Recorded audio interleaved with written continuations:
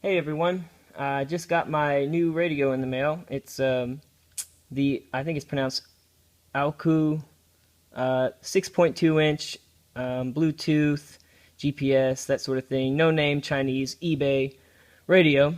It was, I believe, 125 plus $20 shipping. So I figured it was cheap enough to give it a shot. And I've only found a few reviews on it, and so I figured I'd do an unboxing and maybe a little bit of a review once I get it installed in the car. So I already cut the tape. Let's see what we got though. Instructions, wiring,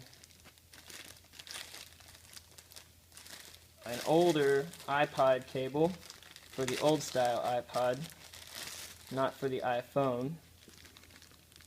So, okay. That's a good sign. We'll see how that rest of it goes.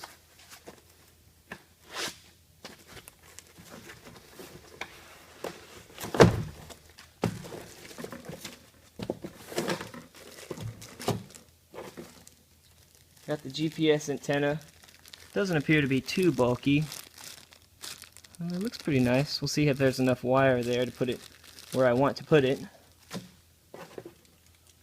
Some bracketry. And the unit itself.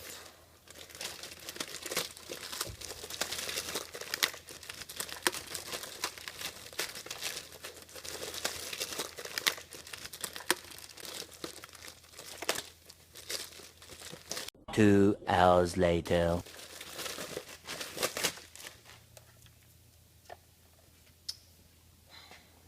So it looks pretty nice. Got a nice face. I don't believe this is the Android powered one. It's just kind of the basic one. At first glance, the buttons seem a little bit cheesy. They kind of jiggle around a little bit. Feel a little cheap. But all in all, it looks pretty nice. It's definitely, like I said, it's definitely a good looking unit. Got the output for the camera. So anyway, that's what we get in the box. I'm going to install it in the car, and we'll see once we get it up and running. I'll do a little bit more. Okay, so got it in the car here, and right off the bat I've got to say it looks really nice. The menu is really nice looking. It's very user friendly. Everything's just kind of right where you need it.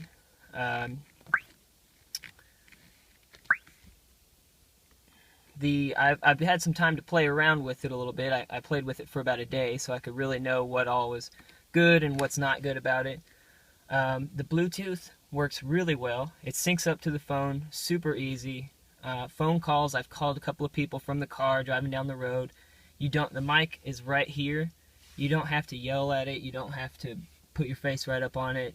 It picks up well. Everybody said they could hear me just fine.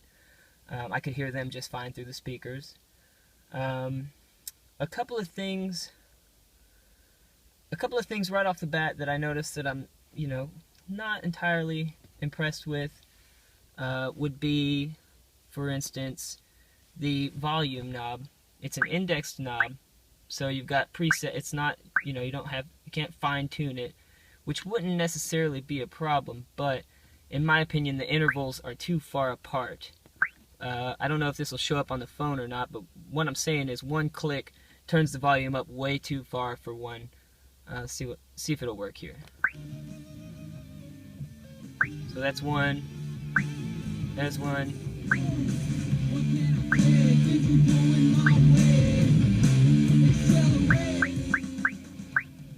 Maybe I'm being too picky, but it's kind of volume 6 is just quiet enough to where you can't really hear it, especially if you're talking to somebody in the car. But then number 7 is slightly too loud to have a conversation with. So I don't know, just a small detail there. Another thing, I drove it around at nighttime last night, and the screen automatically dims when you turn the headlights on. If you have it hooked up properly, I suppose. It doesn't dim enough, in my opinion. It seemed kind of bright there, especially on a dark road with no street lights, and I haven't yet figured out a way to dim it more or completely turn it off without turning the whole unit off. one of the things I was kind of excited about is the ability to change, kind of customize the look of it a little bit. And so what I wanted to do was change the color that these backlight buttons are. As you can see right now, I have it set on red, but they're still lighting up blue. So I don't know what the deal is there. I can't get it to quit lighting up blue. Ideally, I'd like them to light up green because that's what color the gauges in my car light up. But the only colors we have to choose from are red, orange, and blue. And the only color that I can even get it to light up is blue. So another small detail, not too bad. It operates really well. Sometimes it doesn't swipe exactly, there's a few other features that allow you to swipe, and it doesn't swipe the smoothest in the world all the time, but for the most part it works really well. I have an issue, as you can tell with my clock here. I had it set on the GPS time and it was 12 hours off and only on military time. I could not figure out how to get it off of military time or to read the right time. It is Saturday right now, so it's still ahead on me. It's 12 hours ahead. So I don't know how to fix that yet. I've heard other people, I've read online, other people have that same issue, and there's somebody, from the company you can call and they give you the solution to fix it. I've not pursued that just yet. And I tried to look it up in the user guide, and the user guide, I don't know if you can see it here, none of the screens look like any of the screens in the user guide. So I don't know if it's they put the wrong one in here or they've changed it and just didn't update the user guide. None of the screens are right, so therefore none of the directions are right. But to be honest, even if they were right, it really is just like one entire run-on sentence. It's hard to make heads or tails out of it anyway, so I threw that to the side and I've just been kind of playing with it on my own. One of the really cool things I found about it is you can set the preset volume so that every time you turn on the car, it goes back to whatever volume you set it at. So if you're jamming out at night when you go home, shut the car off, you get in it to go to work the next morning, it's at a nice level. It doesn't blast your ears out when you're not expecting it, which is pretty cool. The Bluetooth also has, let's see, where is it? Oh, shoot. See what I mean about the swipe? There we go. The Bluetooth plays the music as well. So if you click that button right there, it plays whatever music app you have open, whether it be iTunes, Pandora, Rhapsody. It'll play all of them. You obviously can't like or dislike songs on those other apps. There's no thumbs up or thumbs down button. Another interesting thing I realized about the Bluetooth app is this right here, and I'm going to cover it up so you guys can't call all my friends, but it says Dale instead of dial. So I guess if I wanted to, it's okay here for me because I live in East Tennessee, so I could Dale up Greg if I wanted to, but depending on where you live, Dale might not be the correct terminology there. I'm pretty sure it's supposed to be dial, but otherwise it works just fine. One of my favorite things about it, though, so far, is you have the ability to change the opening screen when you first turn it on. When I first put it in the car, it said welcome, and I was playing around with the settings, and I found this right here. So I'm going to turn it off and also show you how it starts up relatively quickly, too. So turn the key on now. You can change what it starts up as. So I got the Toyota logo here because, well, I put it in a Toyota, which I thought was really cool. So now you get an idea for how long the unit actually takes to load.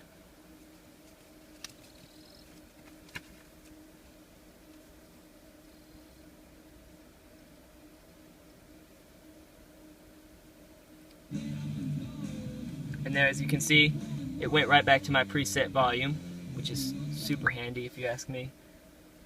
Other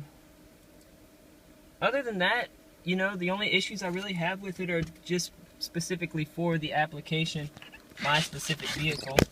The radio's kind of recessed in this pocket on my car, and so I can't easily turn this knob without my fingers bumping into the side. Like I said, that's per application. That's not really an issue there.